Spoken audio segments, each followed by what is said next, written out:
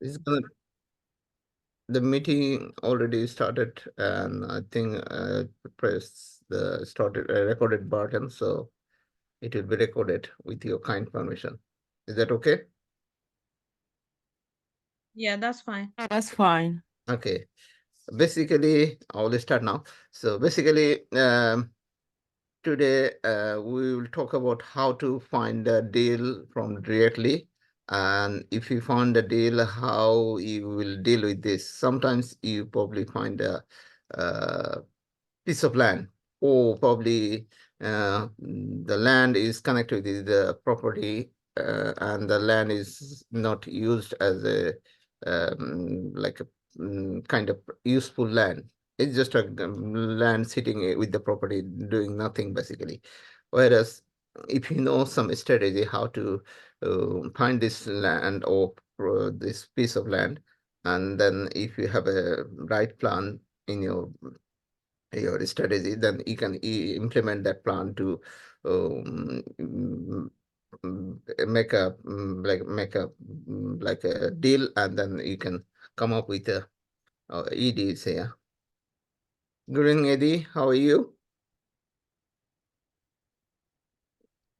So, and then you can make a like a deal, and then you can keep it, or you can speak to the seller, and then you can do some planning with that piece of land, and you can do some development, or you can sell it to the developer, like that. So already, uh, can you see the share screen?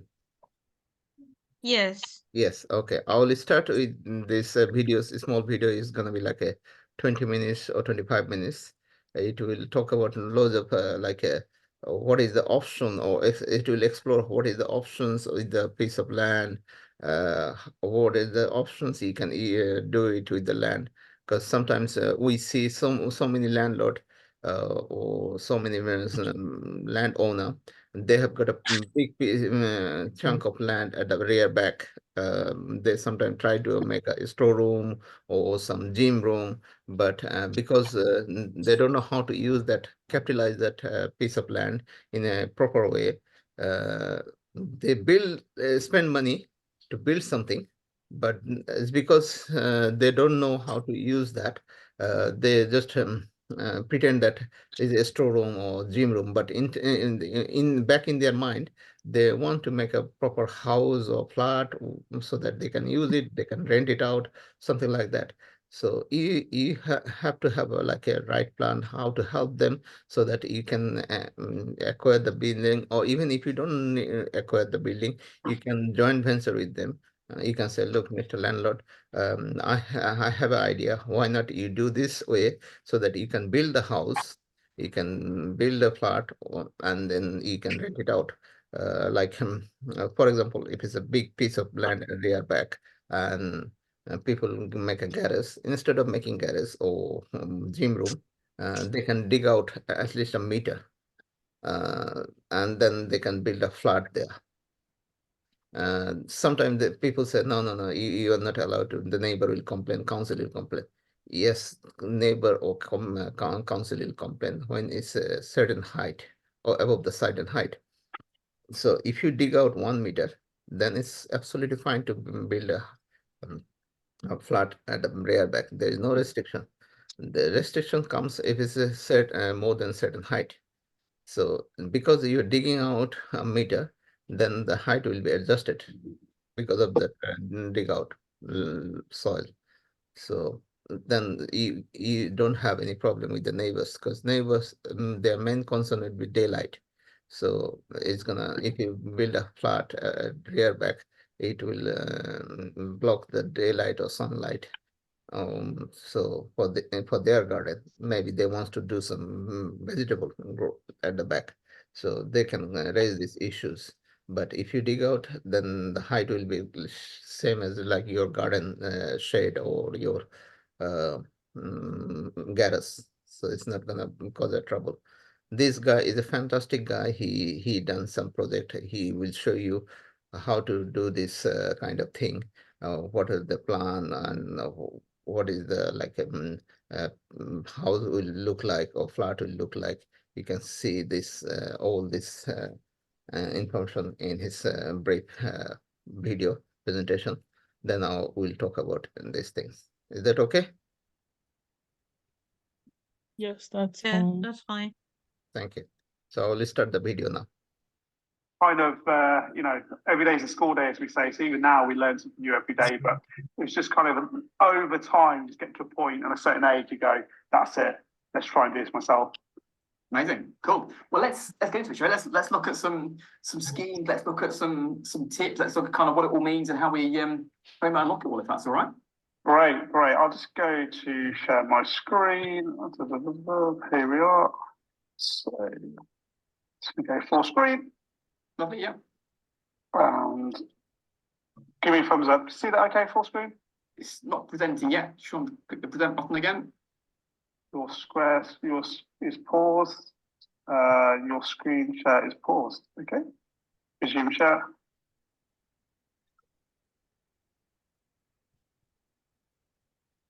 Does that work? Let me move forward Just a little bit. USP. So our USP is all those years in design, having that creative mindset. It's like, how can we use that creative approach to unlock the hidden potential of buildings, gardens, in between spaces, which effectively, in the end result, means, gaining planning, which means profit in the business. So a little bit snapshot where we are. So there's me, my business partner, and we have a team of 3 of us. There's a team of 5 of us full time now. It's excellent. We used to design stuff in-house. We set the business 6 years ago because we had to be nimble as a company. We now, one of the things we're really proud of is championing great architects. So we're probably working on 6 projects now every year across London. And we work with 6 different architecture practices, always award-winning, always who we think are some of the best practices in London. So got quite a lot of press recently from different architecture magazines about us and who we use. And last year, the Evening Standard did an article on us, and some other 2 other developers we really respect, and they called us hipster developers, which we were quite proud. We're quite proud of us. Yeah, nice. So what we do, a little bit of a snapshot really to give an idea of a look and feel of some of the projects without going into too much detail of them. This is a 4-bedroom home on a piece of backland in Peckham. And we're all about quality of space. So we're not just designing the outside of the building. We're trying to wow the planet with something really special where people really want to live. This is the scheme I'll go into more detail for 2 units in Hackney Wick. This is the scheme I'll go into a little bit in the presentation for a single home. A bit of garden. We managed to squeeze in a very small home in between some large trees. And this is one of our bigger projects. So big to us is kind of, probably 9 units. This is actually only 3 apartments. So we typically work between 1 and 9 units in London. Obviously, space is rare. And once you get above that, it's a slightly different animal. So that's what we're about as a business. This is a 5 unit home scheme in South East London. We're looking at the moment. We kind of just had pre-up on that as well. So it's a bit of a snapshot about what we're about. But I think the common theme between all these projects is this. They're not, there's lots of beautiful renders there, but actually they're not kind of as easy as you think. These are often slightly weird access. They're kind of overgrown. They are, things like this where, a lot of people think, what the hell is behind there? Can you actually put new homes on there? And they're scraps. Sometimes they're scraps of land. This is an overgrown patch in Hackney Wick, really high value area, but it really is quite small and, tricky to develop. So they are, that's what we're taking, things that are relatively ugly and kind of not giving anything back to society and trying to put, beautiful new homes there. So our second motto is making London better, one small plot at a time. So that's what we're about, small plots, really good quality and using great design to do that. So what today is about, the common theme probably between everyone on this call is, you maybe use Nimbus, so you think about using Nimbus. So there's ways to find land. We believe there's opportunity on every street. There really is, no matter where you live in England, there really is opportunity. And I think this is what we see ourselves as a business. We feel like we're exploring, we're using Nimbus, we're looking for opportunity out there. You never know what's coming next. But in reality, sometimes when you get to planning, you feel a bit more like that when you get to that stage. However, you just got to keep your mindset in the first image. So, looking for land for new homes, there's on market versus off market. On market, typical way to find land is estate agents, agents, etc. Dealing with these type of characters. However, what we've realised over the years, this is what we're about. So we're about off market. We're trying to find land before any agents get involved. We're trying to speak to landowners directly and build a relationship, show them what we've done, show them how we can buy the land off them and give them a really good price. So we use Nimbus. We actually have 4 licenses we have in the office, and it's really valuable to our company to help us build what we've got and expand the business. So that's a very quick snapshot about who we are and what we do. And what I'm going to do is dive into probably 3 projects and just talk about how we've used design to game planning, some of our key moves.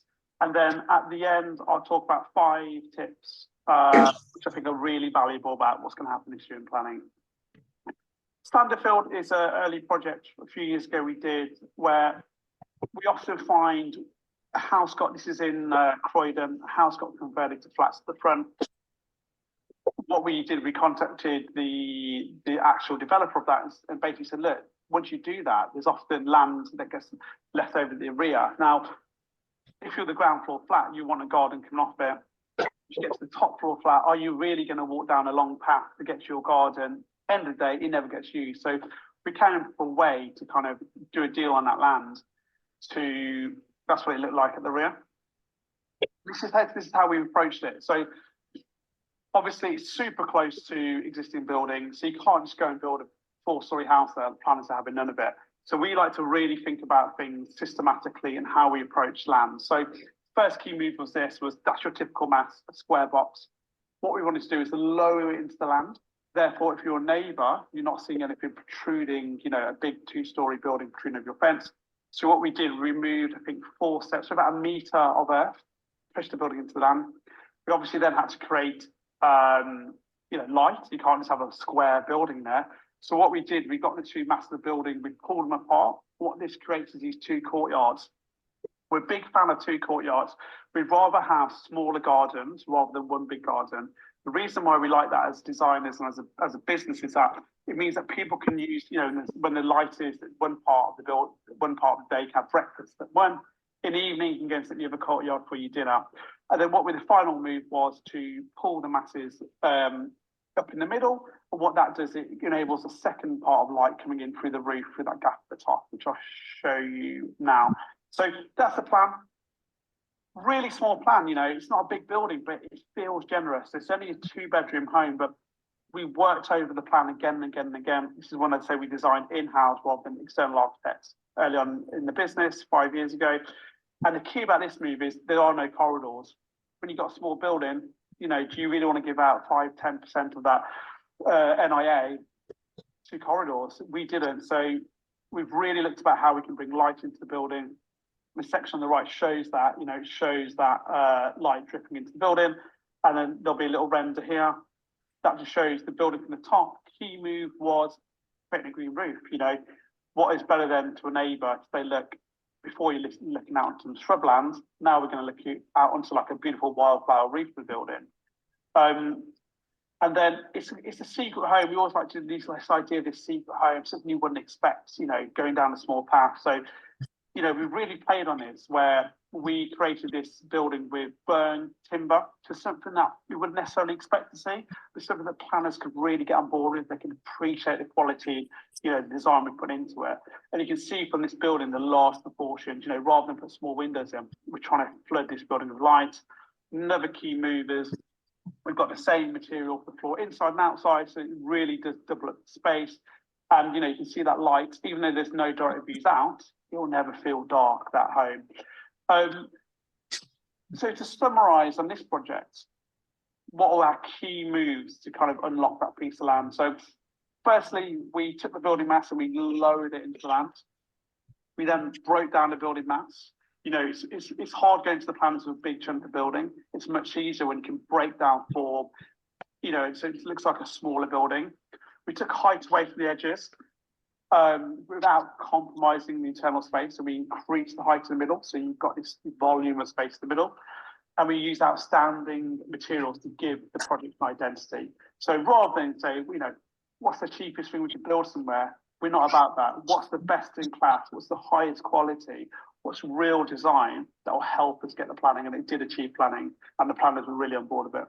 Adam, on that, just sort of in terms of process around that, presumably those renders that you've done, the kind of CGIs that you've done, those are all done and put in as part of the planning application. So when they're sort of trying to determine the application, they properly understand the quality of what's there and so they sort of visualize and understand that. And I guess part of the choice of materials and the outside in kind of feel and this sort of stuff is all part of that, helping them understand what this is going to look like.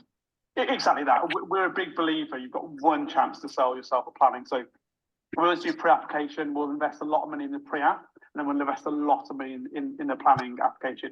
Typically, a typical planning application costs for us between £35,000 and £65,000. So we're looking at about £40,000 for a planning application, and you know that might be 1 to 5 units, and we have applications near £100,000. So for us, we have to invest. You know, we're talking about big money here and big potential uplift. It's not worth us kind of really trying to battle down fees. We want to go with the highest quality to give us that chance of gaining a planning. And we think visualizations and good quality visualizations really do make a big difference. Yeah, we can just put a comment in the chat to say, you know, only kind of works in very high value areas, doesn't it, I suppose? I don't think that's necessarily the case. It sort of depends on how... Not really. Yeah, not really. I mean, Croydon, you know, I don't want to use my London bubble of what high value is, but typically we can work with areas above £400 a square foot. Anything below 400 gets very tricky because we're not building out. We're trying to get planning. Damien's on a dog on my leg. Not the chance to make profit. So we can, like, if something gets below 300, it's 100% no go for us because the money we invest in that planning process. Below 400, we have to be careful. It can work. 350, 400 can work. Typically, we're between £500 a square foot and probably £900 a square foot, typically. I mean, that's also a function of build costs, isn't it? It's sort of London build costs outside of London, and you know, developers still want, you know, sort of return on cost and stuff, and sort of it's sort of exactly of that as well. So exactly that. And planning fees are kind of slight, you know, consultants cost to people, etc. And sometimes in London, I feel like there is a lot of work with consultants. I'm not trying to say it's not outside of London. I do think there is another level of consultants needed on London planning applications. Yeah, sure. It's just very interesting. We did a sort of back in the days of building lots of convenience stores and this sort of stuff on car parks and houses on pub cars and this sort of stuff. We always used to invest in a CGI, not quite to the level that you guys are, because it helped. And typically we sort of line and wash from the kind of the CGI kind of layouts. It kind of looks soft and look kind of helpful, but this is taking to a whole new level of kind of interior CGIs. Think about the sort of same principle. You'll see some of the CGI companies we use moving forward. We use there's like 3 of the best CGI companies really, I'd say, in London we use, and it's not cheap at all, but it's money invested. But I think because we've worked with CGI our whole career, so you understand how to market CGI. So we don't just get CGI from a company and say that's it. There's probably about 6 revisions on that CGI where we mark up sketch over, really to get the feel. And sometimes it's about the lighting, it's about the materials, it's about the time of day. You've got to be emotive, you've got to sell something to the planners. Adam, out of interest, was there any issues with parking on that one? No, so look, I'll come on to a bit of PTAL later on, but PTAL is a rating in London where every 100 square metres has a rating called PTAL, and it really defines if your development can be car free. This was on the borderline of a rating for car free development. So what we had to do is do a parking survey. Now, for one extra home, you know, you would like to think there's enough capacity on the street to take an extra car. It really boils down to individual planning departments. Some are still say, sorry, we want 1 for 1. Anything above a PTAL 4 in London, they'll let you have car free. So this was like probably PTAL 3, which typically means you should have a car parking space. But what we could do is we probably spent £2,500 on a parking survey, which basically they map the capacity on the street, and it showed that there was capacity for an extra car. typically, if that was 3 units, we would have struggled because it's a different, it's for extra cars, it's very different to one extra car. Yeah. Back to you, Adam. Great. So Iverdale Road, this is a project where we actually sometimes we have to buy an asset to release land. So we actually bought a house in South London because we spotted the opportunity of the land on the side. So, we are all about kind of 3D views, Google views. That's how we like to look at things. So this shows an opportunity. To other people, it's just, what is it? Triangle piece of garden. The house has a garden at the back and garden on the side. To us, it's opportunity. So from the street, it's a great road, it's a good value area. This is probably more like £800 square foot, £850 square foot. Wall garden. What do we see? We saw opportunity for a new home. So that's what we did. We game planning for, I guess, an office, and I said, effectively a 3-bedroom home in Southeast London. And this is the diagram of how we kind of came up with that design. So what we did, same again, we wanted to put it to walled garden, so you're actually hiding a lot of the mass from the street.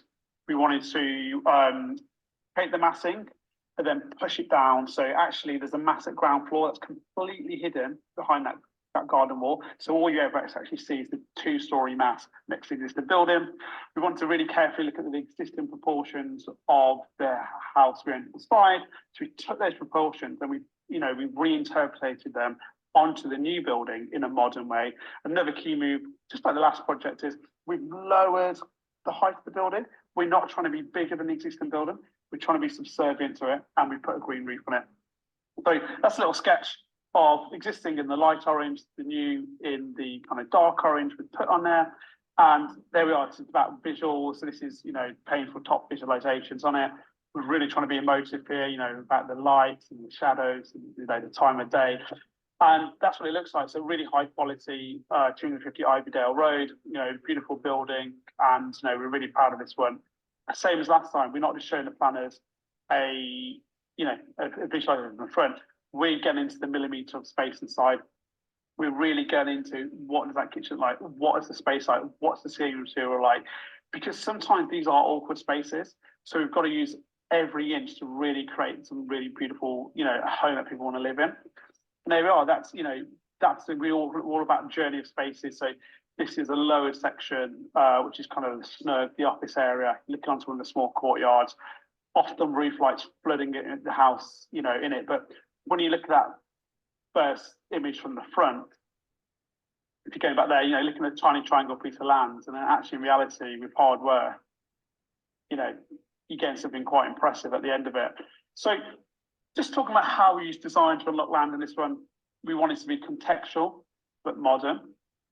Really key to be subservient to the original scale of the original home. We wanted to have courtyards, bring in those garden spaces where we could.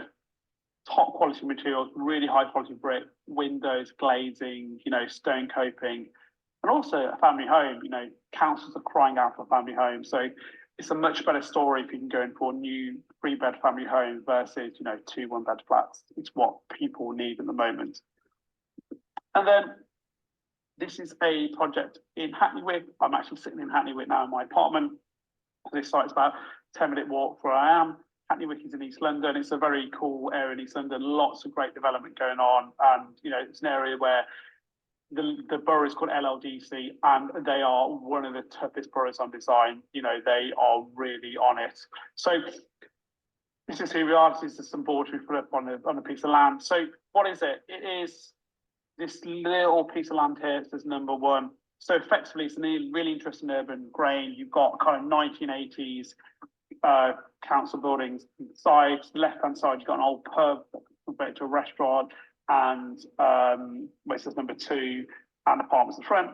Number 7, that's a church, but a developer bought the land at the side, so they did all these very fancy apartments next to it and muse homes to the side of it. So it's a real interesting context. And if you just go further down here, you've got the real busy part of Hackney, which is lots of bars, restaurants, and kind of very hip area.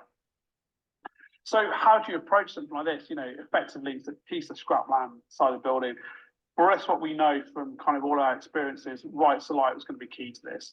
You cannot start stealing light from other people's flats.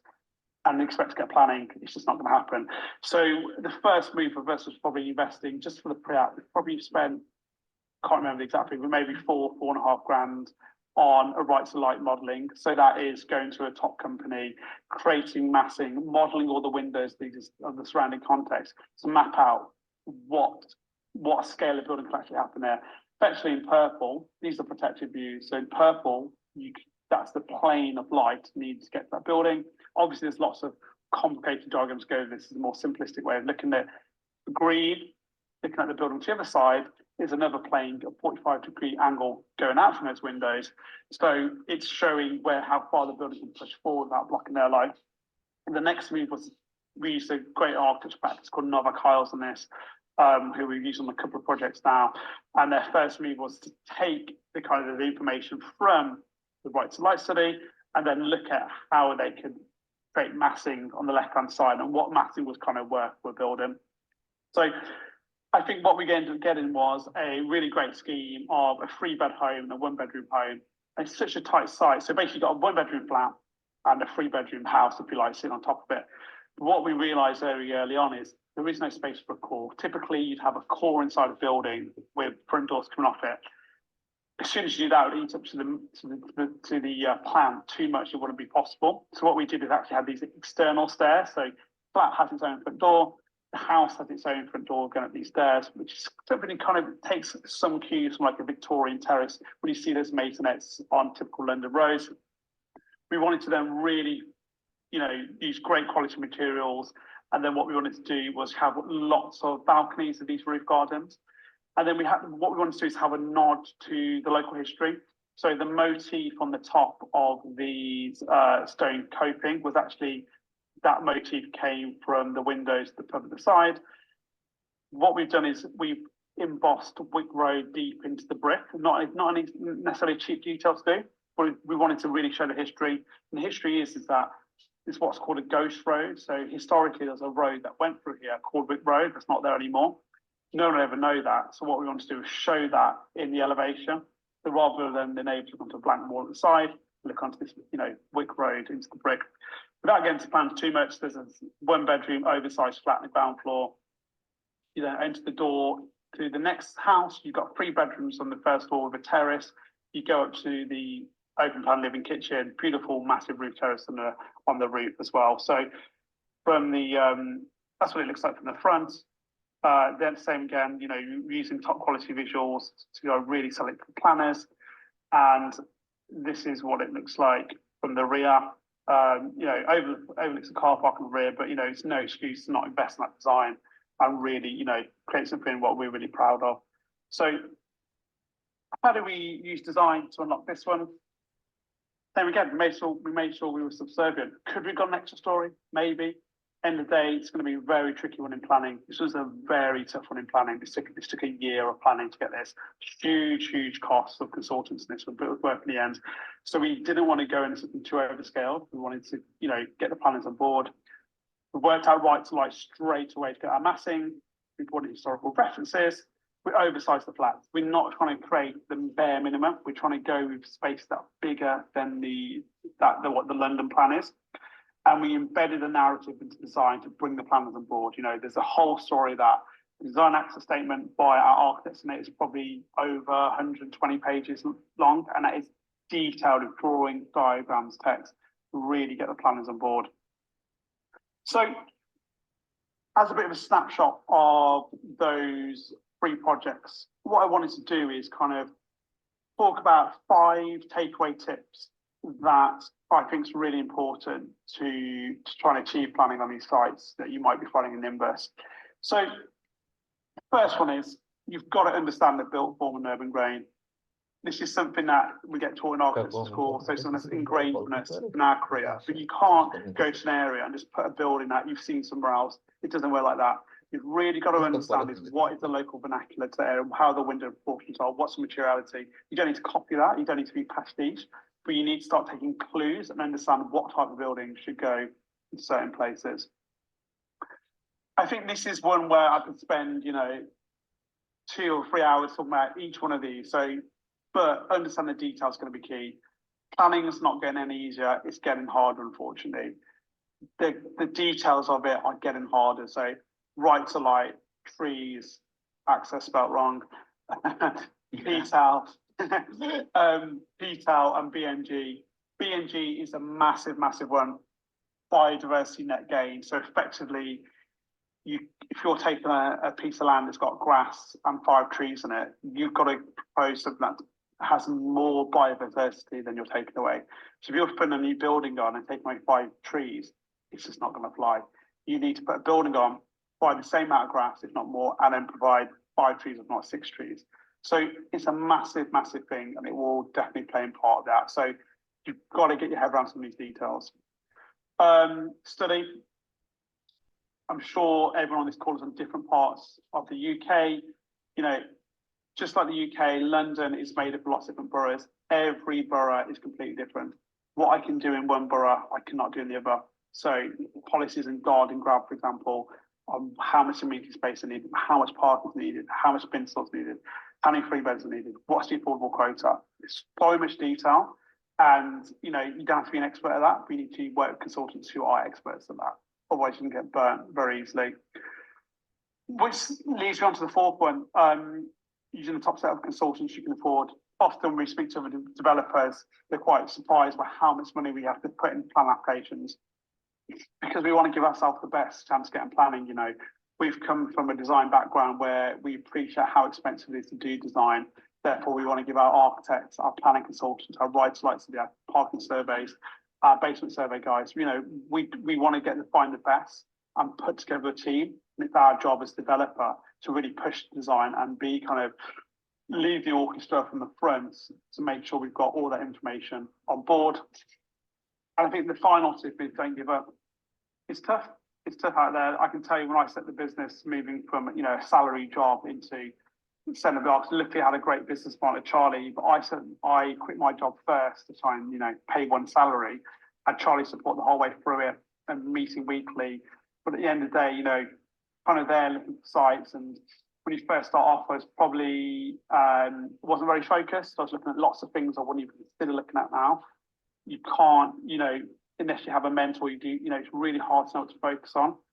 But the key is don't give up. You know, there's been points of the first year of business where, you know, I didn't have a site, you know, all that time and effort, I couldn't get a deal. But, you know, I'm really looking to say now we've got amazing business we're super proud of, 5 of us full time, working with 6 or 7 different practices across London, architecture practices. And, you know, we're doing amazing work, and we're, you know, really in a couple of years' time, we're trying to buy 1 new site a month. That's our ambition. And we should be on about 6 sites this year, new sites. So I think just to kind of round off is Right. That's pretty much everything from the video. Now, anyone has got any questions for us? Anyone?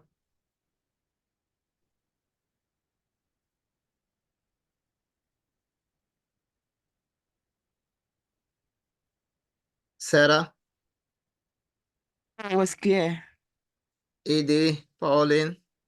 Yeah, I just want to ask, I know the video is not completed. Do they offer some kind of consultancy as well, or I mean, they're yeah, just specialists? they do consultancy.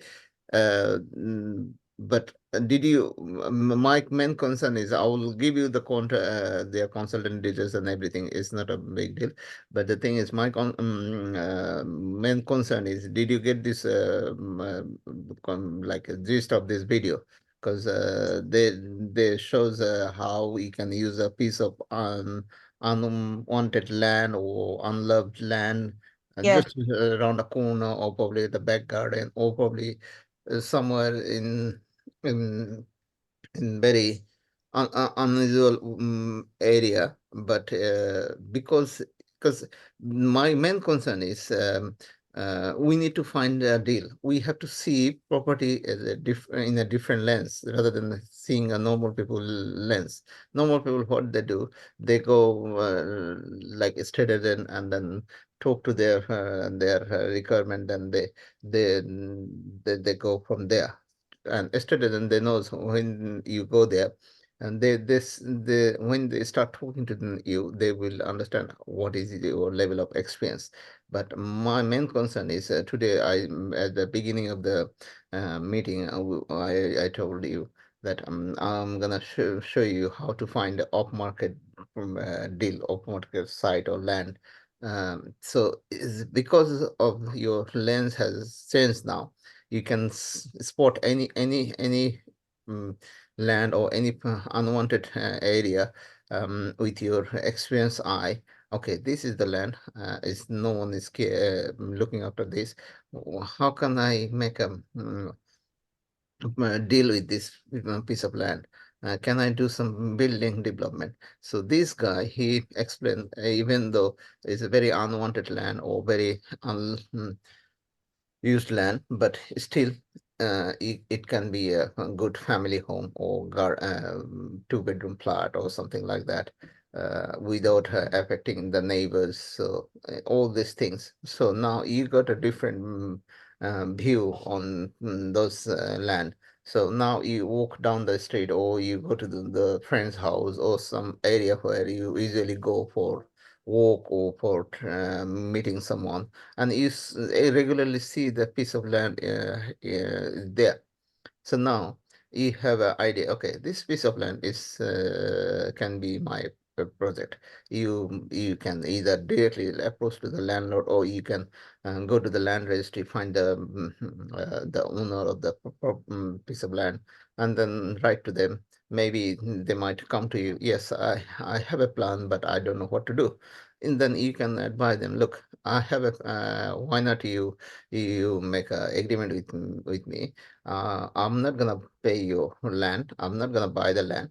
What I'll do, you will be the owner, and I will do the planning for this project. Then we'll give it to some developer who will develop, and then whatever the profit come, you keep 50, I keep 50.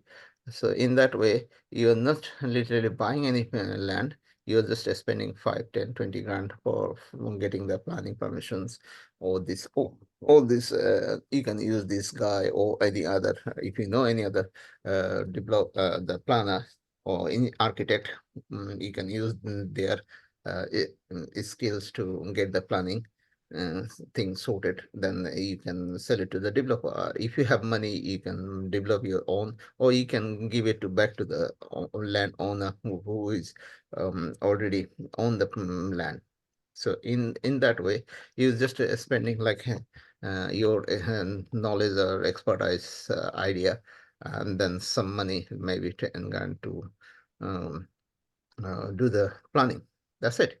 So your 10 grand could be 50 grand, because once you gain the planning from the council, and then you can, if you have money, you can develop yourself, or you can give it to some investor. An investor might pay you like 100 grand for that piece of land, because you have the land agreement with the landowner and the planning permission from the council. So in that will uplift the value of the property or the piece of land.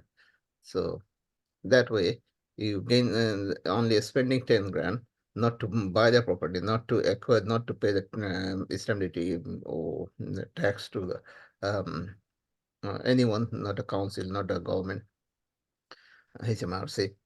Just creative idea. And every corner of your area, you will find some kind of land is unwanted.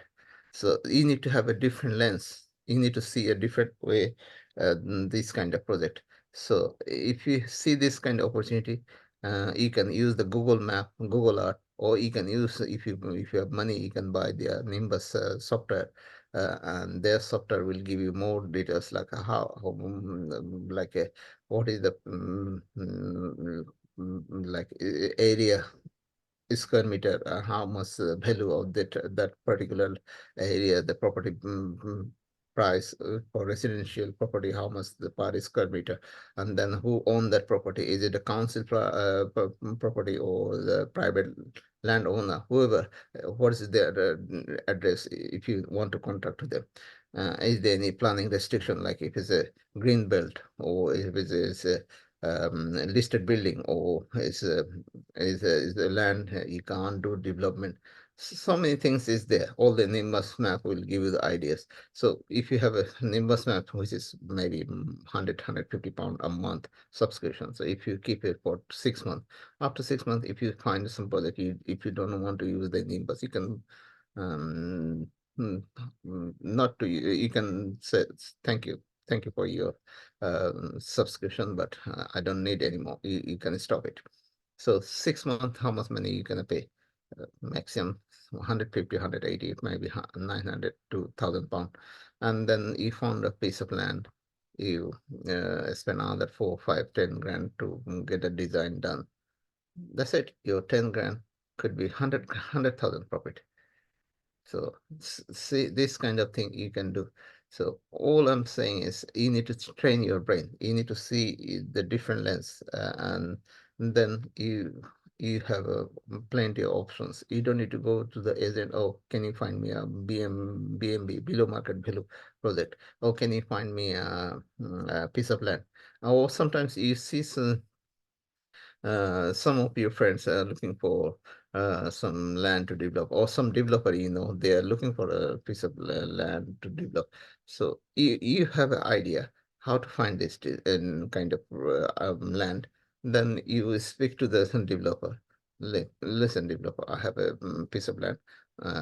Will you be interested to have this thing? So this kind of thing you can acquire without using any kind of third party. You just directly approach to the landlord. And how you do, either you can use the Nimbus map, or you can use land registry, but you need to know how to do it. First of all, when you get this piece of land, you find the landlord details, then you need to write. Remember, it's not like all the landlord are interested to deal with you. It's a numbers game.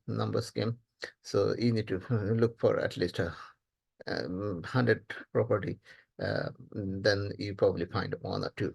Not all landlord will be happy to do this kind of thing with you, or maybe they are not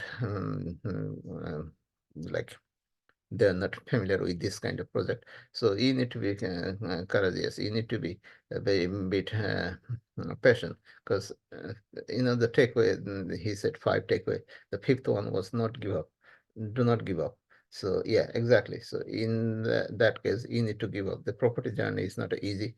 So many people that think and they will do the property, but after a few months or few years, they give up because simply they don't know what to do.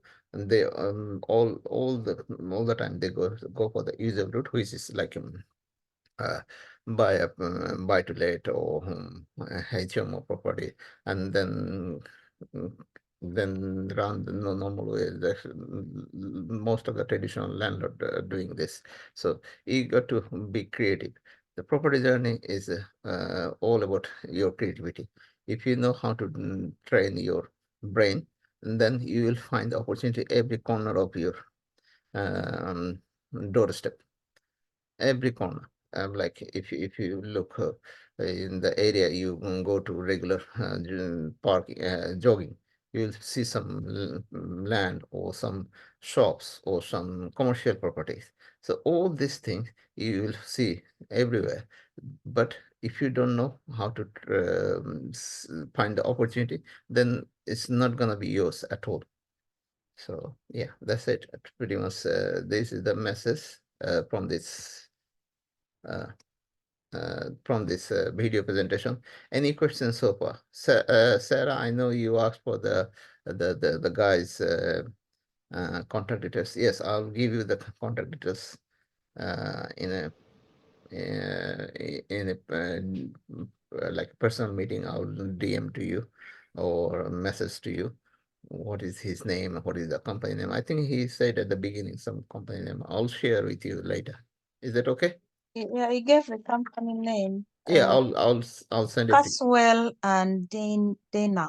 Yes, yes, yes. So I'll send you his full details, like what's his name, what's the company in the, and where they base, everything, email address, contact phone number, everything, so that you can, if you have any and land in your mind, you can speak to them. I think it's a consultancy, it's free, so they're happy to help you. Yes, Yeah, I just want to say thank you, Mr. Sid, because you're welcome. when you are doing property business Mhm. or training without proper insight, it remains a dream. And I love every Monday you're coming up with different topics. And just today, now my head is bubbling. I need to start traveling on the bus whenever I'm free so that I No, can this spot opportunities out there. Opportunities are there, but exactly, if exactly. nobody tell you the possibility of what is there, you can Mm, never know. You just mm, walk past it like everybody else. But exactly. today we have a different lens of looking. Whenever there is an empty space, your brain will just say, "Can I make an inquiries? What can this Exactly. be turned into?" Which is very, very. I really appreciate very much because oh my God, I can see myself, Yes. achieving the goal I've always wanted to. Yes, yes. I mean, it's the main objective of my Zoom class is to open your eyes. It's like a different world, basically. And most of the people, they have got like a statistical mindset. They have got a typical mindset. All the people, whatever they're doing, I will do the same. No, you don't need to. You are unique. You are different than others. So why you need to follow the traditional route? And they're not using uh, it's a no-brainer basically. They're not using any brain to do this kind of thing. They're just like a herd of sheep. Everybody's doing it. I'm gonna do it. No, you can be on your own. You can be on your own captain for your journey. So you don't need to follow someone. And here is the creativity. You can use your brain, you can connect with this designer or this architect or this company. You can make a network with the big groups. Whereas if you follow the others, your network will never gonna grow. You will be in the same place, and after a few years, you will find, yeah, you are making money or you're doing a property, but you are clueless. You're not making enough money to live free, because we all plan to be financially independent, financially free. But how are we going to do if you have the same 95% people's mindset in your brain? So you need to be 1 to 5%. And basically, in this world, the 1 to 5% people has got a big chunk of money. Rest of the 95% people, we are just get by. So we don't want to be 95%. We want to be a 1 to 5% who has got a maximum money, who has got a freedom, who has got options. So if you think outside their thinking way, then you can be different. Yeah, you will face some difficulties, you will face some criticism, but that's not going to be forever. It's going to be maybe first few months or year. After few year, few months, when you get some project, some success, then those people who criticize you, they will come back to, oh, I knew Sarah, I knew Pauline, I knew Jafar Bhai, I knew Eddie, Deborah, that yeah, I knew that you're going to be successful in your property journey. But at the beginning, they didn't say this thing, kind of thing. They said opposite, completely opposite. They said, "Oh, this is not can be done. Oh, this is not happen. I never seen doing it." But today, my class is to give you a different lens on your eyes. Okay, look, this is the opportunity. You don't need to go to the citizen. You don't need to go to the any like third party agent who will give you the project or property, or agent or sorry, BMP project. You find your own project in your own eyes, and then you work out. I'm not saying you're gonna find project tomorrow and then you will be a millionaire tomorrow. No, you have a different lens now. Now you look everywhere. Everywhere means every corner of the city, wherever you go. So then you see a piece of land just uh, uh, be there and no one using it. So you do your due diligence check, like you search with the Google, you search with the Nimbus, then you find the proper idea. then you will speak to these guys. Okay, Mr. Engineer, I have a piece of land. What is your opinion? Can I do something in here? If they say yes, you can do that. Then you approach to the landlord. Mr. Landlord, I would like to have the land with you as a joint venture, or I'd like to help you. Will you be interested to have a chat with me? And I'm sure that not everyone will be happy with that, or they will say yes, but at least you tried. And if you try 100 people, at least few people will say yes. It's all about a number game. So you need to be patient. You need to be bit, and there's no harm to ask people. If you don't ask, no one gonna say yes. Will give it to you. No one will come to your doorstep. You got to go people's doorstep to find this kind of product. So yeah, that's it. Pretty much everything I cover. Any questions so far? Mine is not a question, but I just want to say I've spotted a very good opportunity. I want to follow through. I want to view and then give you feedback. Thank you. Thank you. Jafar bhai? Yes, yes, Shashi. Any questions so far? No, I think it's okay. Just one thing, is it possible the recording which you are doing? Can you share that at some time so it will we have something in our record? If we Yeah, want to go through I'll send again. you email on the last only the first week meeting I didn't record. Apart Okay, from that, rest of the yeah, yeah, record it's fine. I have on my desktop, and I will share with you. And one thing I'll probably mm, I have a YouTube channel. Probably I will start uploading those Yeah, videos. that's fine as well. Yeah, then you can view as many times as you want. You don't need to worry about these videos. Thank You you. can see as many times as you want. And to be honest with you, today I've got a nice announcement for you all. I'm starting every Thursday from 29th of March. Starting like a finding deal direct from vendor. Finding deal direct from vendor. It's a 6 weeks program. 6 weeks program. Anyone uh, who are interested to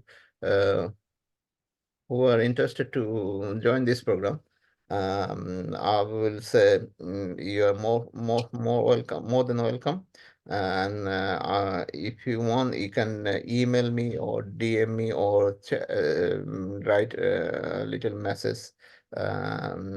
It's gonna be not free like this. This is free definitely, but the other one is gonna be cost you some money. We can discuss how much you are willing to pay, but it's gonna be direct from vendors like a land, commercial properties, shops.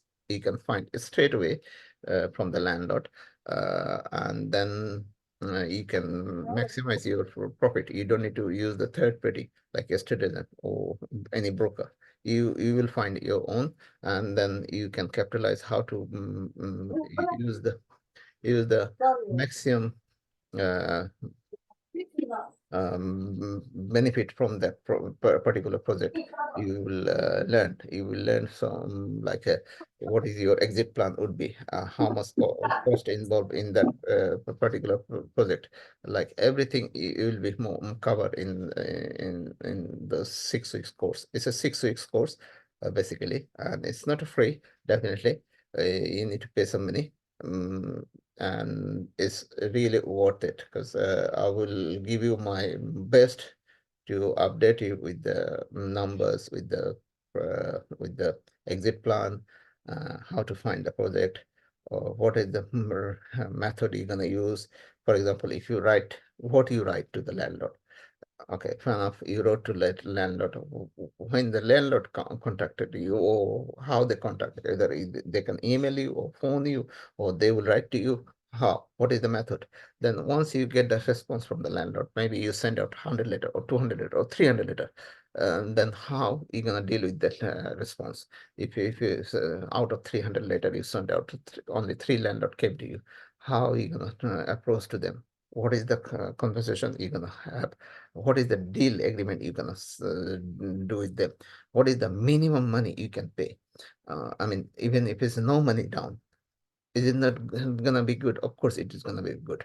So all these tricks, it is like holding your hand to find a deal without using third party, without using much of your own money.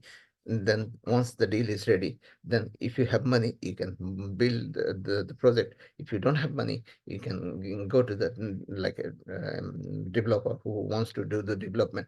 You can sell it to them and get the big chunk of money without spending too much your own money. Or you can give back to the landowner and then say, look, I uplift your property value. How about you give me some money? Rather than you spending money, you are taking money from the seller, because you uplift his value, his property value, by simply finding the property, finding the land, and then using some small technique like uh, doing a designing. Or you don't need to spend a designer fee or engineer fee. You can introduce with these guys to the landlord, and once you introduce, you can say, look, Mr. Landlord, I introduce with you this my friend or my colleague or my contact, and now you give me some money. So see, all these things you can use. You don't need to pay your own money, just your time, your effort, your approach, and that will give you the extra income. Rather than you putting your own money, you just use to how to find it, how to knock, contact them. Once you get a response from the seller or landlord, then you have to have some kind of plan or structures how you're gonna deal with this project.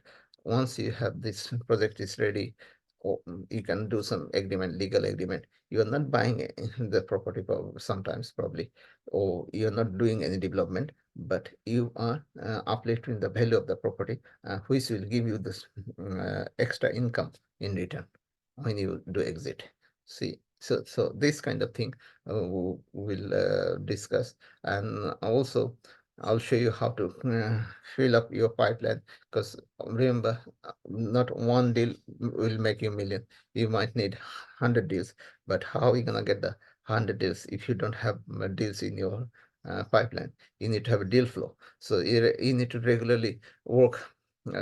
Yeah, maybe the first project you find a land. Second project might be not a land. It could be a shop. The third project might be charts. Or fourth project you might need to have a look on the big commercial property. So all these things I'm gonna teach you in 6 weeks time, and it's gonna be fantastic for your property journey if you have very little money to begin with. But you like the horizon will be different, your lens will be different, you will look at property in a different angle. It's not like a typical way of buy to let and then rent it out, end of month you get 200 300 profit. No, not like that. You don't need to bring 100,000 cash to buy a property and then 200 300 profit end of the month. You don't need to use much money, but you can earn more than 1,000 10,000 20,000 100,000 from each property, each project. So this kind of thing I'll show you on that program.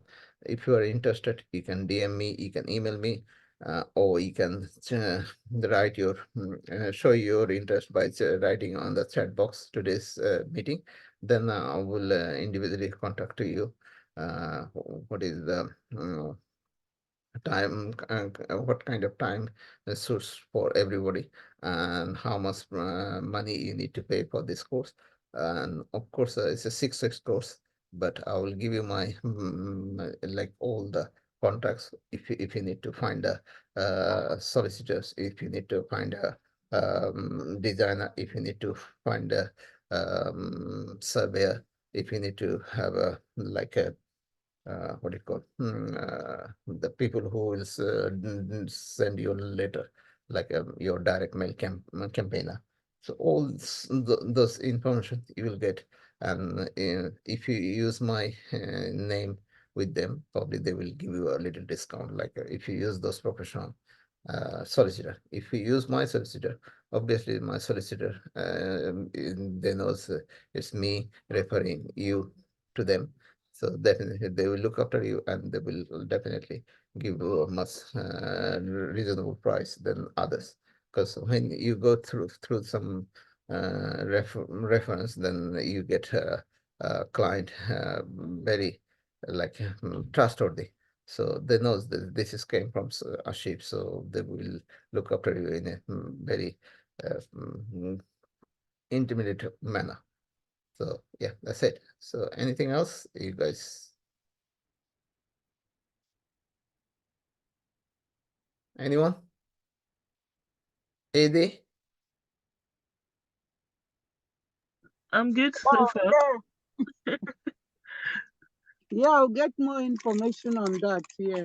But I want to ask if within that 6 weeks, is it a Yes. guarantee something will come up? And what if nothing comes up? The train, I can give you guarantee that the training I'll provide, it will give you definitely all the ammunition, all the tools that you're not gonna go back. You're gonna Hmm. stay in this journey. You Okay. you will gain. You're not gonna lose. The training is not a massive amount of money, maybe few hundreds, but it's gonna be really worth it, to be honest with you. To be honest with you. Because Okay, I would love to hear the details. Yeah. if you save 3 weeks coffee money, how much money you spend for coffee? Maybe £4 a day. So if you have a a 5 cup of coffee in a week, so you literally are spending £20 of coffee. So if you save this for like 4 weeks money, it will be like £100. So if Hmm. you save 6 month money, it's like a 600. So imagine you didn't have a 6 month copy, but you paid that 600 to Ashif, and Ashif give you idea or some training. That training will give you thousands and thousands of pounds because of your sacrifice. So yeah, and from there you can see the property in a different lens. You can do your own thing. You don't need to use the estate agent or third party who can find a deal for you. And obviously, when the third party get involved in any project, they will have their own profit as well. So definitely the project goes higher end. But if you know how to deal with this kind of thing, the cream, the agent or the broker, you having it, you can have that cream. You can have that chunk of profit in your pocket. So is it sounds good? Yeah, it does. It does. Yeah. I'll get more details. Thank you. No problem. You're welcome. Yes, Pauline. Yes. I just want to ask if the property is already advertised by the estate agents, Mm-hmm. am I still allowed to go through the, how do I call this process? Direct to the landlord. Yes, Yeah. you can. You can. Can I still do that? Yeah, you can do that. There is no harm, but depend on the agreement with the landlord. If the landlord has an agreement with the estate agent that they cannot sell without the consent of estate agent or without paying the estate agent money, then up to the landlord how he gonna deal with them, because you're not involved with any estate agent, so you're not liable to deal with this. That is the landlord jurisdiction. He had to deal with the land estate agent or broker, not you. Okay. Sometimes the landlord will say, sorry, I can't deal with you because I already signed an NDA. NDA means non-disclosure agreement, and that stop them to not to involve with any other parties. Some of the estate agents, they are very clever, especially the big corporate estate agent or brokers. They are very clever. They know that landlord might go with some other parties, so they do this kind of thing at the beginning. So for you to approach this kind of landlord is very tricky. But if you say, okay, Mr. Landlord, if you can deal with this agent, then I'm happy to take the project, because you are not getting involved with citizens matter. It's the landlord or seller need to be sorted out. There is no harm. Some people still keep the door open. Will keep the door open for you. Just you need to oppose, because you don't never know at this point whether they will accept it or not. Sometimes they might do, sometimes they may not. But it doesn't matter. You can try. You send like 100 letters, or you oppose to the 100 landlord, and then maybe out of 100, 4 response will come, or 5 response will come. Out of 5, maybe 1 landlord are really open to give you the property, despite the fact they might have an NDA with the estate agent. Okay. Thank you.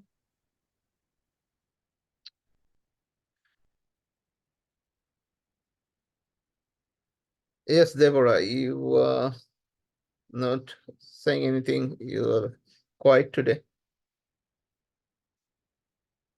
Deborah, can you hear me?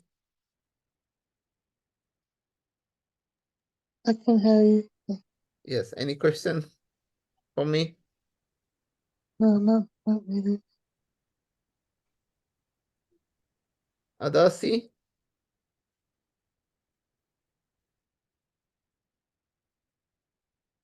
I can see so many people today, but it's all Yeah, like very good quiet today. evening. I'm just listening. Yeah, because Uh, yeah, it's very interesting. Sometimes you just think it's too good to Okay. be true, but I'm just yeah, every week I'm bringing different topics. It's not anything very serious topics. I'm talking on the Zoom meeting. It's a very basic thing I'm talking. But if you come in my like a program, which is I'm offering now right now on Thursday, every Thursday is gonna be 20. I think it's a 29th February. Let me see. okay. Yeah, 29th of February. Then it will be much more details. Like right now, I'm just giving you just idea what can you do. But when it's come to practically implement these ideas, you need to know much more details. More details means how to find this, or where to look, what kind of analysis you're gonna do, who to speak, how to speak, how to write a letter, what you write in the letter, how, when you write to the letter, how you're gonna send this letter to the landlord or seller, and when the seller come back, what kind of conversation you're gonna have, what kind of agreement you're gonna have, what is the exit plan, how many people you're gonna approach, how many landlord you're gonna approach, how do you find the investor, how gonna you gonna find the developer. uh, this all sorts of thing you will learn in 6 weeks time.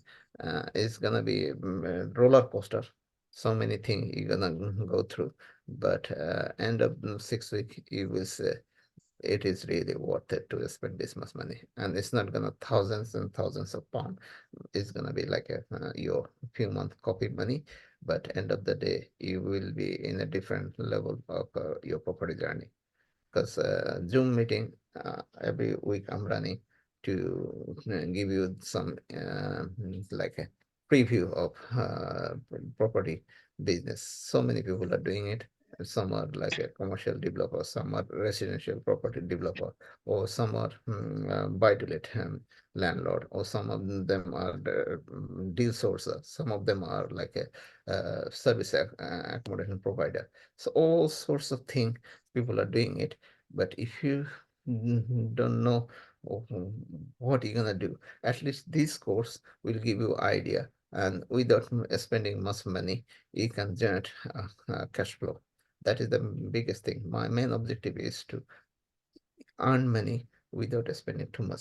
So once you have a regular income, then you can plan, okay, I have enough money from my first investment. Now, why not I do some bigger investment, bigger course, or bigger project? I can do a commercial, I can do development, I can do industrial development. All these things you can do, but you need to have a secure income. So this kind of thing, like finding a deal, is finding opposite from the direct from the landlord without spending too much money. That will give you a hope, encouragement, and the money. If I may ask, Thursday, what time? Because I have my lectures at 8. Okay, basically it's my new launch course. I haven't decided exactly what time, but if it's not this Thursday, the following week Thursday, I will start definitely. But in the meantime, if you show your interest, okay, I'd like to do this thing, and then DM me or email me. I can I'll type my email address, phone number, everything. If you DM me or email me, and then if we'll discuss how much money you need to pay, and then what is the best time for everybody to um, sit together. Time and money will be discussed directly. It's not like you got to do it. It's still, you are more than welcome to join the every week Monday Zoom meeting. So it's a free of charge, but if you want to know more details of anything, like how to find a deal and what is that your exit plan, exit strategy, how you're gonna make money with the deal, all these things you can learn from there. Okay, thank you. Yeah.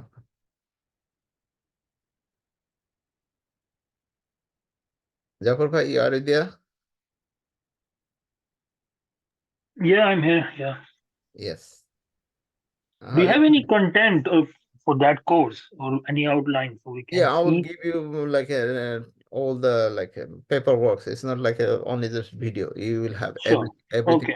everything means all the written script.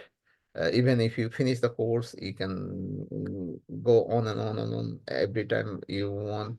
And if you have any question after the finishing the course, still you have my email address, contact number. You can ask for more details about the course, and you will be presented a video recording, so that if even if you don't catch at the first day, you can go to home and you can watch that video one more time or many more times. It's not like a on-up thing. It's gonna be a repeated thing for you if you have. And this course will be forever with you. The video, the script, everything, all the material I will provide, it will be forever with you. It's not gonna be unless you destroy yourself. Okay. Okay. Thank you. No problem.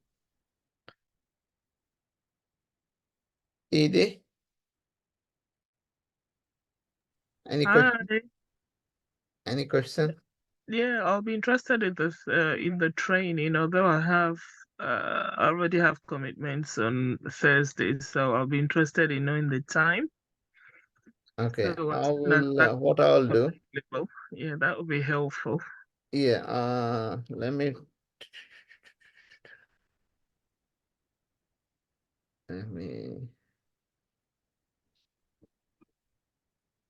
type my email. Have you guys my email address? No, not at all. Okay. So it will be helpful if that's shared, please.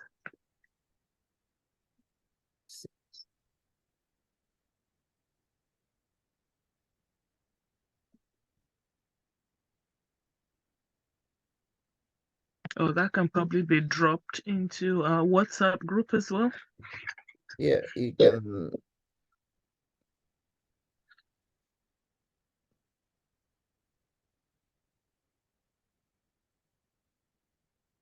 Can you see on the chat?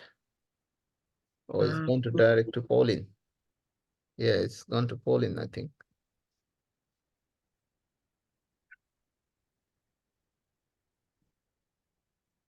Can you see my email on the Chat? No. No? Okay. I think it's gone to Yeah, perhaps one of the administrators on the WhatsApp group can yes. I will drop in the send you WhatsApp. my email or I'll WhatsApp you my email address. Okay, that would be, Okay. yeah, so we can just pick it And up on then the WhatsApp it's the platform. 29th of February. In case something happened, I will let you know in advance. Yes. If not, then the following week they will definitely kick off the program, and it's gonna be 6 weeks, uh, and it's not gonna be uh, big chunk of money. It's a very little money. I can say it's a couple of months, a few months coffee money, but it's really worth it, to be honest with you. You will learn uh, more details, how to deal with your finding the deals. Because if you know how to find a deal without going anyone, that is the biggest advantage for you. Because loads of property estate agent, and they will love you. You know why?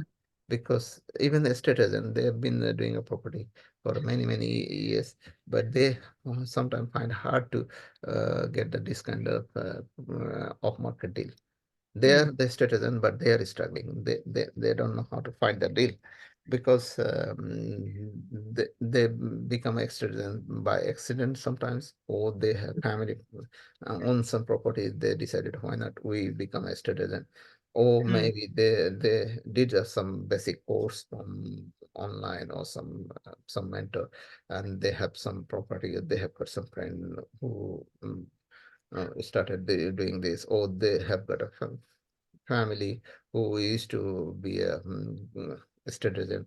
They got involved in the business, but um, they haven't got proper ammunition, proper tools, how to optimize their property journey in a right way. So yeah, this kind of training will help you to like take advantage of finding a deal. And then once you have a deal, you have a loads of investor within your community, within your groups, who can really grab those deal from you with a great like mm, investment. Like if you say, okay, I'm gonna pass it to you as a deal sourcer, but I need 10 grand. So if you spend like a few 100,000 to learn these things, and if you sell one deal in a whole year, and that deal make you 10,000 pounds, is it not worth it to have spending those few 100,000? It is.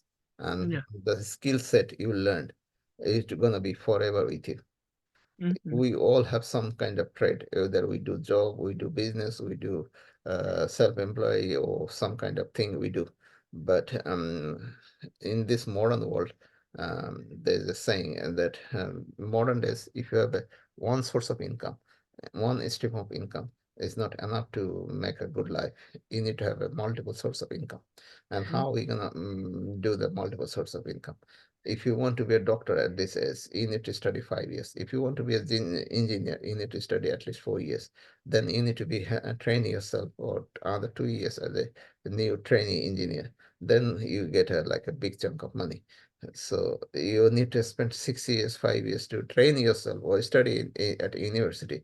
Then you start earning 100K or more. But if you spend only 600 or 1,000 pound, or less than 1,000 pound, and you gain a skill, that skill give you a 10,000 one deal.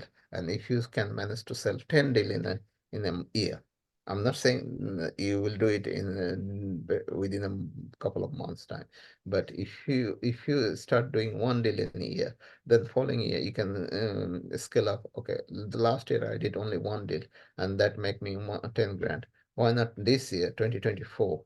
I'll make 6 deal. That is my target. Like these boys, they said and uh, when they started, they are two friends. One was working on the other guy. This guy left the job, and first year they didn't have any project in their hand. And they are not an engineer. They are not like a professional anything. They're just an ordinary guy. They're just working for some company. Then they started doing this. They're not an engineer. They're not architect. They have got their connection with the engineer or architect or planners, but they are ordinary guy. They are not anything. To be honest, with you. They are not professionally any kind of high professional. They are just ordinary guy. but first year they didn't have any project.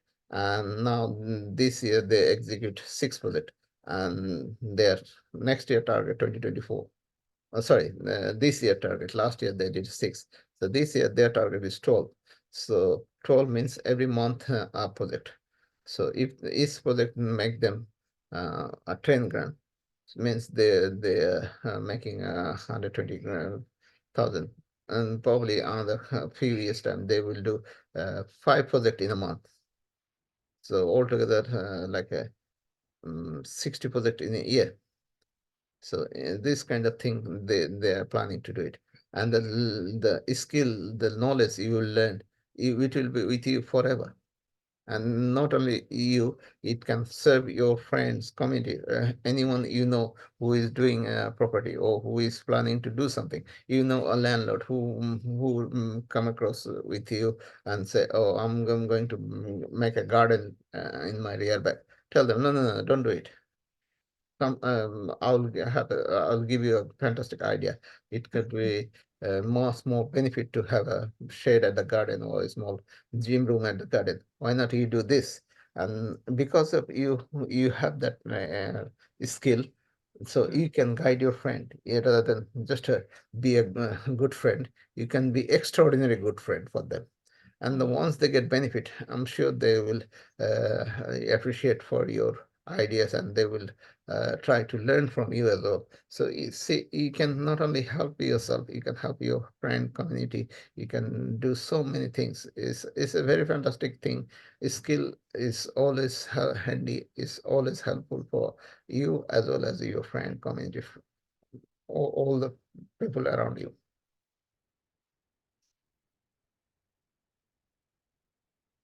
Any more question?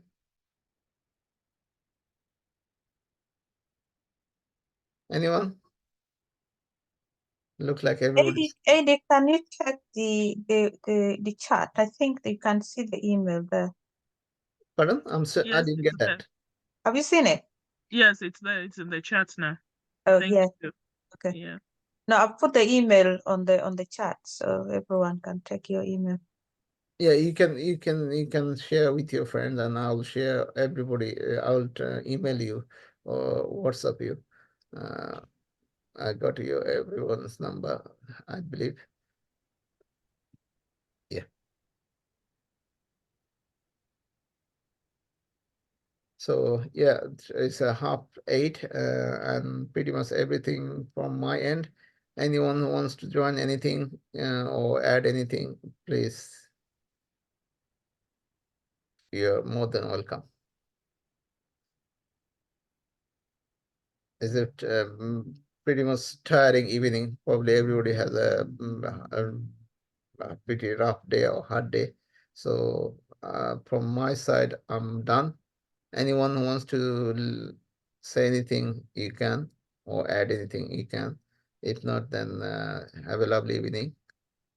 Okay. Thank you I'll see very you much. next week. I'll send you the link again. I'll see you next week. Thank Yeah. you. Bye-bye. Thank you. Thank you. Thank Thank you. you. Bye-bye. Thank you. You're welcome. Thank you. Bye-bye. Bye. And thanks for coming. That's okay.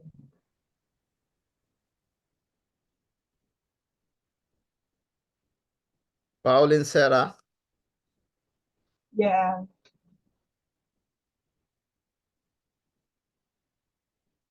Yes, Pauline. Sarah, I think everybody's gone. Only I can see 93 iPhone. Abu Bhai. Abu Bhai. Is it iPhone 93? Abu Bhai. Who is iPhone 93? Hello? Who is iPhone 93? Is it Abu Bhai? I don't know. This person is not responding. Yes. Sarah, Pauline. What happened to that property? I heard something from Sarah. She contacted Mr. David. Yeah. He got some information. Yeah, view the property and ask them what is their like if they help you to go for a split title, tell them this is the plan. You're gonna buy the property.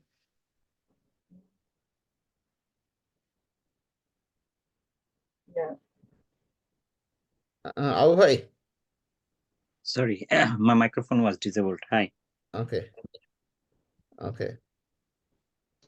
So are you at home or you at work? No, I'm at home.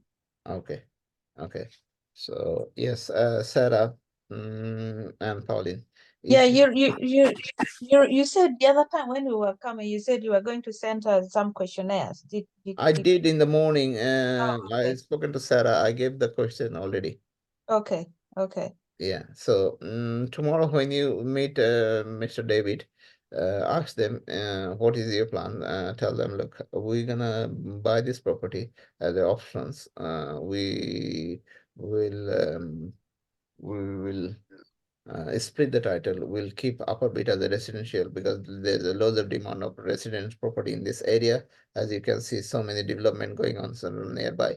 So we'll love to have a separate flat, and we'd like to convert to pub into a different use class, like probably Costa Coffee, Starbucks. These are the coffee place, or Pizza Express, Domino. These are the pizza place. So across the road opposite is a KFC. So if we offer them, I like to have a different use rather than having a pub. And it's gonna take at least a good 6 months to 1 year. Is it your land vendor is okay with that? To conversion or change of usability or change apply for this kind of all these change. I'm not saying it's gonna be easy, but I'd like to do this. Can your vendor will be okay with this, or your seller will be okay with that? If David say yes, then say I'm happy to pay even the asking price. Just could you please make it off market? If you want, I can put the deposit down right now, like that. So that they, because it's on the auction, isn't it? And the auction is in the March, so you need to make sure that it doesn't go auction, because when it goes to the auction means you are in a competition. So if you put some money down, like maybe you agree with them like £1,000 as a token money, and then make it off market, then no one will come to them, or no one will chase this property. You will be on your own. You're eliminating all the competition. So speak to them, uh, find out what is their position. Are they happy to wait until you apply for change of use or split title? All this thing. It takes time. They knows it takes time, at least 3 to 6 months. So And when you ask them to take the property off market, while applying for planning permission. I'm sorry, your line is very like Echo. echoing. Yeah, I hardly get what you say. Okay, can you hear me now? I can hear now. Okay, I was saying that when you ask them to take the property off market, in view of applying for planning permission, what guarantees do you have to give them? Again, I mean, I didn't get the last bit. Uh, Bring me juice. Okay, let me change my. Pauline, did you When get are you what is? viewing? She's echo. When are you viewing the property? Is it tomorrow? He said he's available. He'll be at the property tomorrow. So if we free, we can come and view 3 p.m. So I thought maybe either a ship might be free. I don't know whether you're also free. No, tomorrow I'm not Tomorrow free. I'm kind of busy. I cannot make Wednesday. it, but you can go and you can learn, do your. I mean, there's no harm. It will be fantastic if you go on your own or with Prince, because end of the day, you got to be mature. I mean, if I go there, then you will be back seat. I don't want to be back seat. I want you to be like you are the one leading. like that. Everyone, whoever come across in my group, I'd like to have them to have confidence to deal with the everything basically. So yeah, you go, even if it's not clear, you can ask them on over the phone, or you can ask for revisiting the site again. I mean, once you view the site, you don't need to see the site again and again, but you can regularly contact to them by phone or email them. Oh, can you do this? Can you do that? Can you tell me? Can you clear these topics? Can you find out what's happening? What is the vendor options? All these things you can do. Communication you can do as many times as you want. Viewing you can do 1 or 2 times. That's it. So viewing is not important. Main thing is how you communicating with the agent. If the agent very good with the email, then you follow the email trend. If the agent is very good at the phone, just phone them every day. It's not big. Let me change my PC. I'll go on the other one. Just give me a minute, please. Okay. Okay.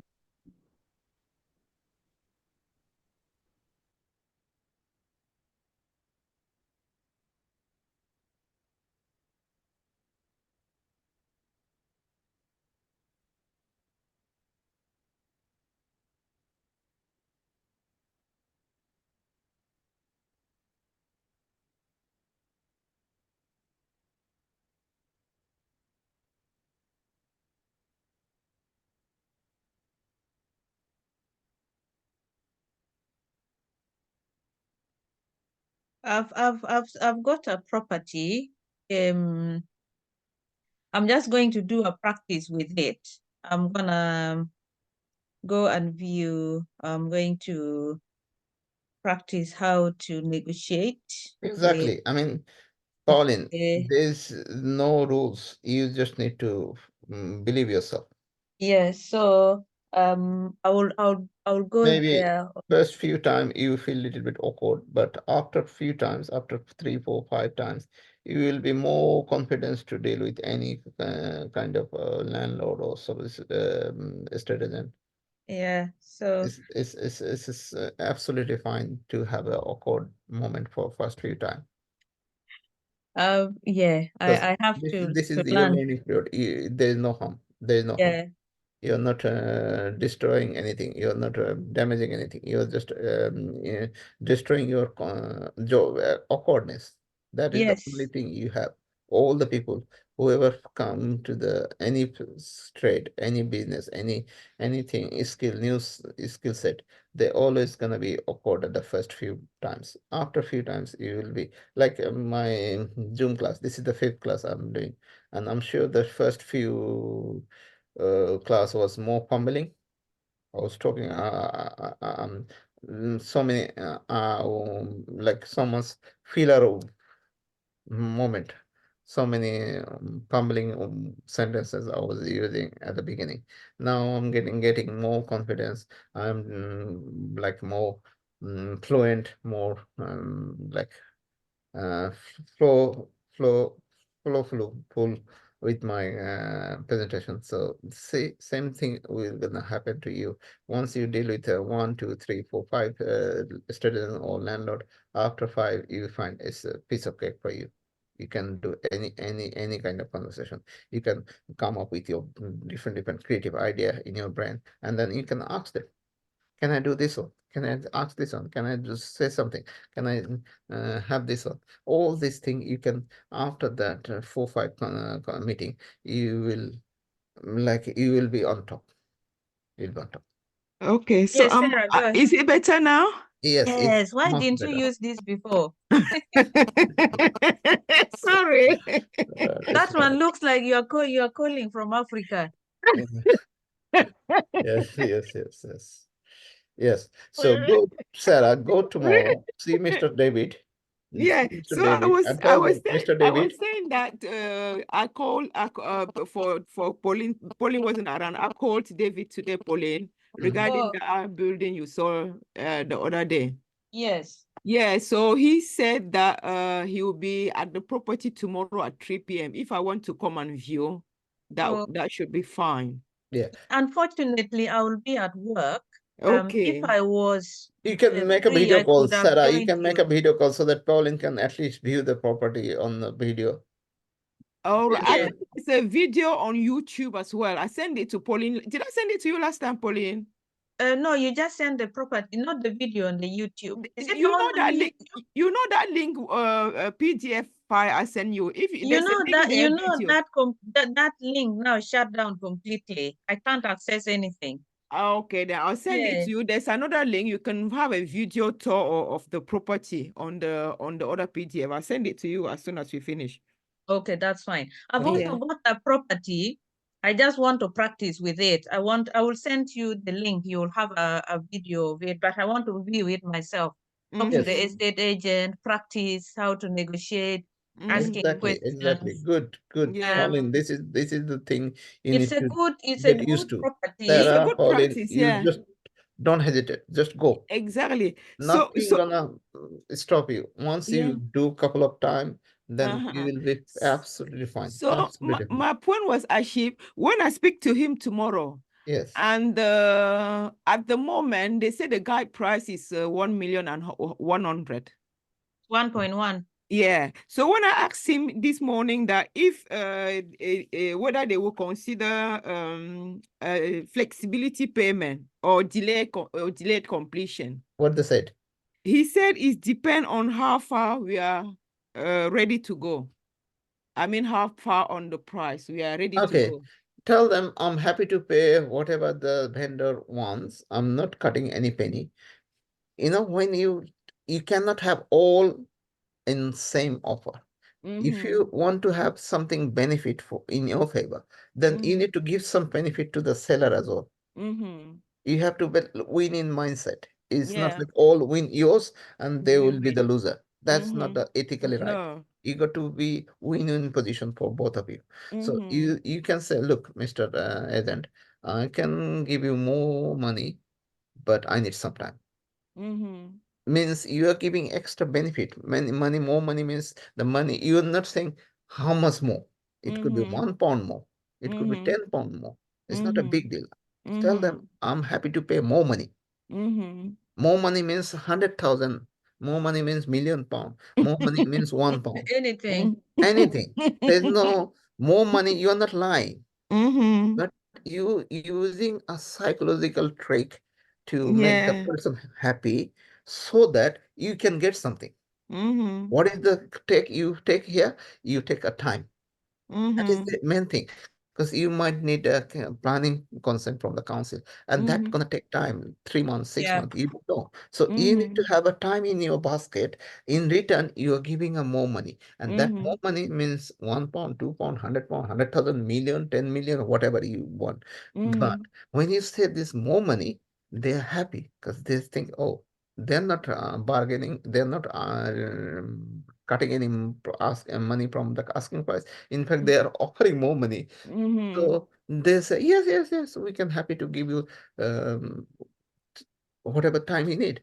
Tell them, look, I'm gonna apply for a split title. I'm gonna use because I can see the loads of residential property in this area, and it's a good demand in this area.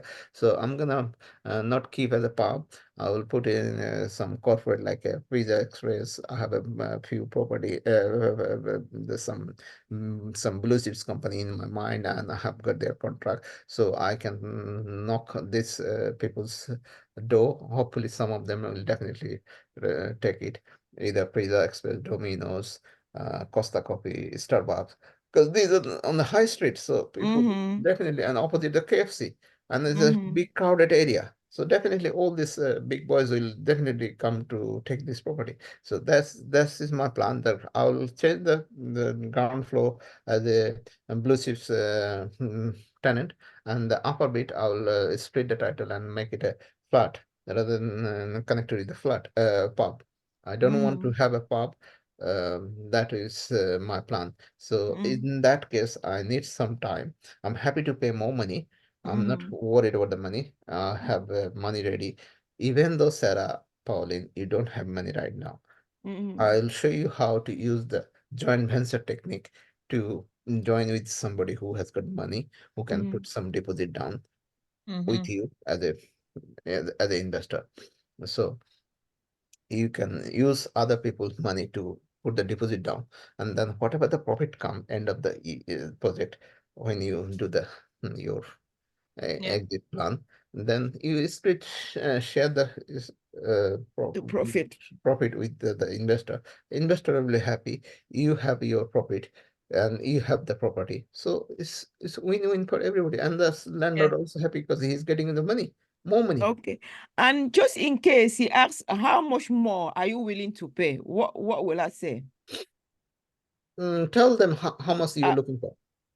Don't put your price. Tell them how much your expectation, how much the Okay. vendor wants. I'm happy to pay. I'm happy Okay. to pay, but how much they want? If they say 100,000 more, and then you can say, is it not too much? You're not saying anything. You're not, oh no, I can't pay. Is it not too much? You're not asking a little bit more money, isn't it? The asking price you offer 1.1, now you're asking 1.2, 100,000. Is it not too much? So then they'll have to say, okay, no, then how about 1.5, 1.5? So still you slice the 50,000 without putting any numbers on the table. You are not putting any numbers. Any number, See exactly. this the technique in your brain. You are not putting any numbers, any figures on the table, but you are negotiating. This is the negotiation skill. The main thing is skill, and that skill is no rules. Is your, like, you think you are in Palestine as a diplomat, UK diplomat. You got to listen to Israel, you got to listen to the Palestine, and they both want something. And you are the diplomat. You need to make them happy. Both parties need to be settled so that the war is broke. That is a The good war way is of stopped. thinking. So you got to think like this way, that I am the diplomat. I have the assigned job to calm both party down, to get the problem sorted. So you are, as a negotiator, you are the diplomat. You are not saying any word in disfavor of you. The word will be so diplomatic. The technique you are gonna use all will be diplomatic. Ask them, I'm happy to pay more money. If they say, how much more? Tell them how much you want. Then if they say, oh, I need a 1.2, is it not too much? You are not putting any figures. Yeah. But still you are doing a negotiation. Now, okay, how about Exactly. 1.15? My friend, do you think is it ethical right? Ask them questions. Do you think is it gonna be right for you? Is it gonna be happy make you happy? If you say yes, I'm happy. Okay, let's done. This done. Deal is done. See, you didn't put any figure, but you negotiate with the sentences. With the sentences, you're just negotiating whole figure, not putting any numbers from your end. Exactly. So you got to think as a diplomat. How can I catch this guy without using my own? As a politician. Exactly. So see, this kind of technique you can apply, but you got to get used to this. Exactly. Not one deal will be easy, two deal will be easy, three deal will be easy. It's a But learning curve. after a few deals, you find it's piece of cake for you.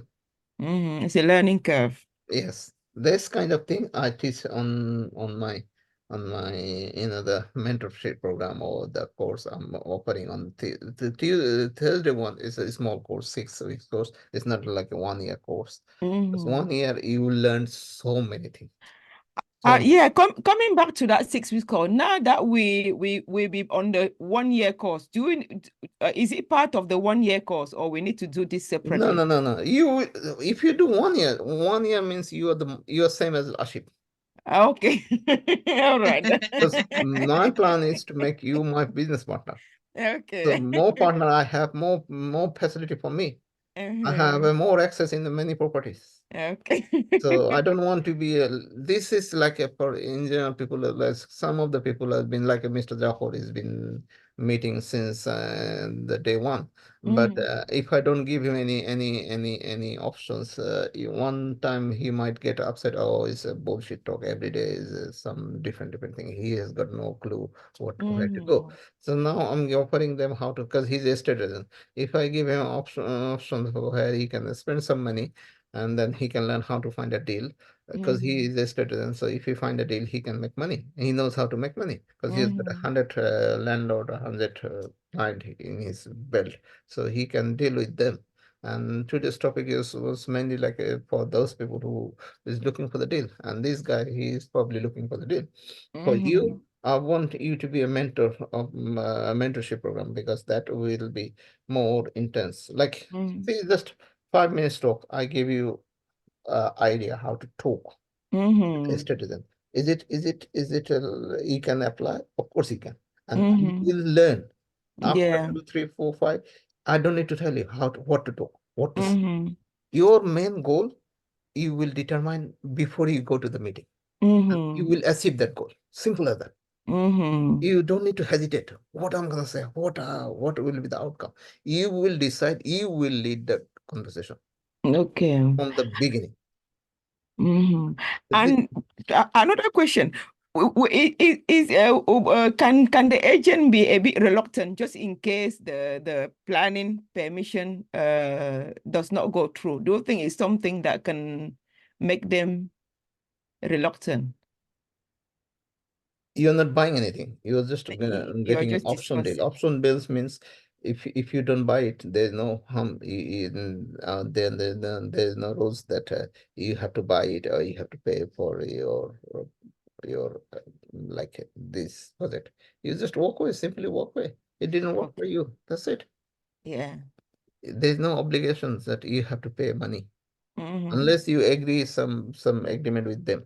You say, look, Mr. Agent, I'm gonna do this is the options contract. It's gonna be take at least, so that's the reason I'm paying more money. Why I'm paying more money? Because I need some time to convert all this exchange, changing, planning, everything is gonna take time. So I don't pay all the money now and then 6 months or 1 year it will take, and 6 months, 1 year. Who is gonna pay the mortgage? It's me. Can I afford it? No. I'm paying you 1.1 million, then 6 months I have to pay to the bank every month my mortgage from my pocket. Is it worth it for me? No. That's the reason the money I'm gonna pay to the bank, I'm paying you extra. I am paying extra because I need some time. See, you have to think the creative way. Yeah. You need to use the diplomatic sentences so that you can have the property without getting legally binded with Bind, yeah. so that you lose anything. If you can't afford it, or if you cannot get the planning permission, you simply walk away. Thank you for your cooperation. In that case, I didn't make it, so sorry for that. Can you also tell them that you need to view with your builder so that they can assess the building and see how much time they need? That kind of thing you can do when you have a little bit of like a tie up with the project. Like you can say, look, once we in the earliest stage, don't use the builder because that is be too much nasty, I'll say. And I can give you the estimate because I was a contractor. I know how to estimate this project. Okay. And I'll show this kind of thing, how you gonna do your calculation. You don't use the builder. You will be the more than builder. Builder is nothing in compare with your knowledge. Once you do the mastermind program. Yeah. Be like you will lead the lead builder, you will lead the accountant, you will lead the solicitor, you will lead the planner, you will lead everyone. The knowledge you will gain, you can control everyone. And normally, when you get the commercial tenant, they are usually the one to do their own work, isn't it? I'm sorry, I didn't get it. I Who's mean, tenant? if you get a commercial tenant, like if you get somebody like Commercial tenant. commercial Yeah, tenant. Yeah, Domino's if yeah, it's a they'll be the one Domino's, to do if the if first you need to secure with the agent. Once you secure, then I'll show you how to get involved with the Domino's or Starbucks or Costa Coffee or Pizza Hut, and then you have to negotiate everything with them and who will do the refurbish work, everything, because you need to have a certain agreement who will do the refurbishment, either you or them. Most of the time, the big corporate company, blue chips company, they tend to do their own refurbishment because they have got their team and they've got their own planogram, they've got their own setup. Because, for example, they want to have their logo on the wall, they have to have their some art or craft on the side wall. Their own chairs need to be certain type or certain tables, certain way of their counter. You cannot build with their expectation. So your builder will be fail, miserably fail. So they have their own builder, own contractor, own everything.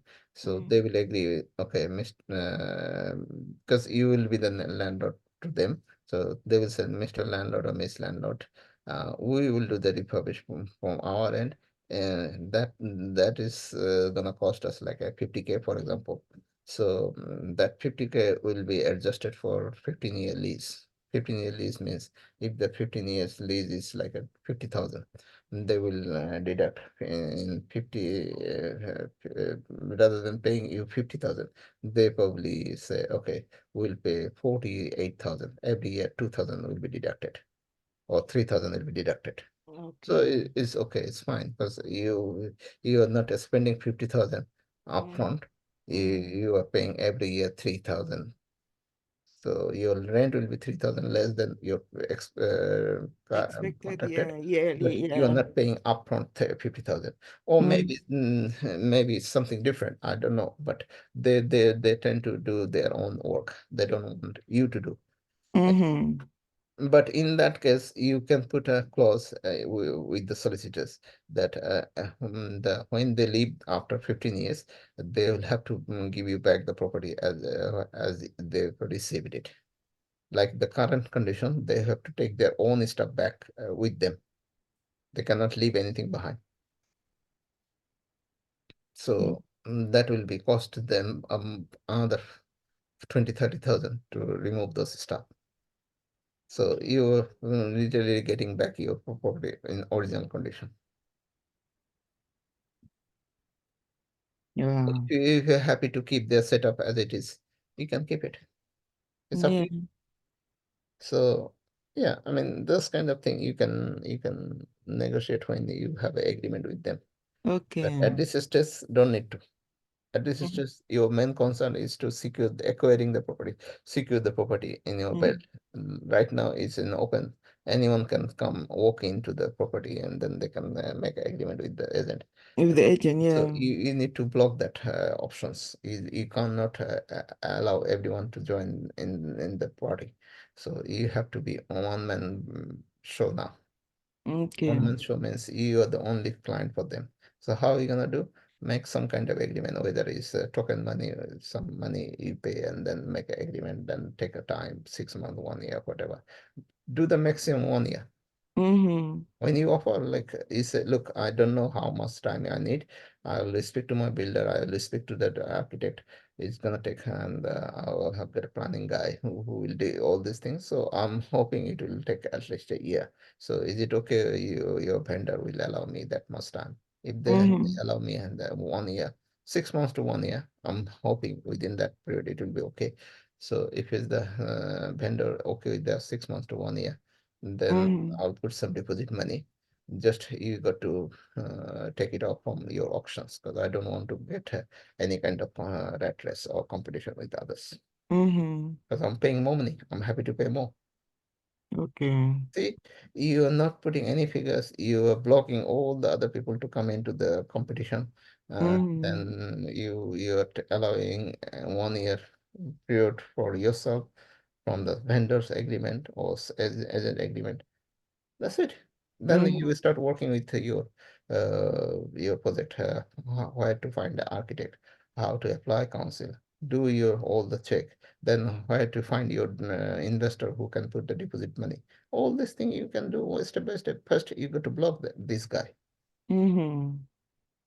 Okay. See, the technique is simple.